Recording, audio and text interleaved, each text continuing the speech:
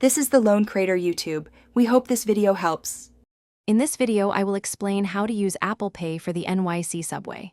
First, ensure your iPhone or Apple Watch is running the latest software. Next, add your preferred credit or debit card to your Apple Wallet.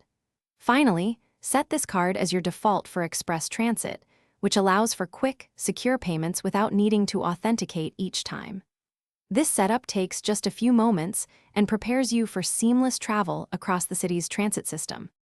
To pay your fare, simply locate the OMNY reader at any subway turnstile or bus entrance. Hold your iPhone or Apple Watch near the reader until you see a green checkmark and hear a chime, confirming your payment.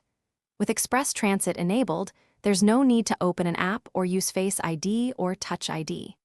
A single tap covers one fare, which is currently $2.90, making your journey quick and efficient. Using Apple Pay for transit offers several fantastic benefits. You'll enjoy incredibly fast entry with Express Transit, saving you precious time during your commute. You can easily track your ride history and charges directly within your Apple Wallet, providing clear oversight of your spending. Plus, you automatically benefit from weekly fare capping, meaning after 12 rides in a 7-day period, subsequent rides are free. It's a smart, convenient way to travel. If you encounter any issues, here are some helpful tips.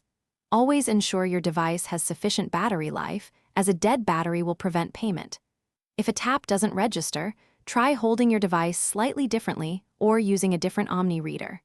You can also check your Apple Wallet for transaction history or any alerts.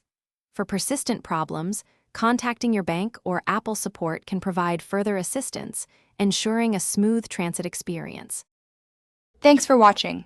Consider subscribing if we helped you.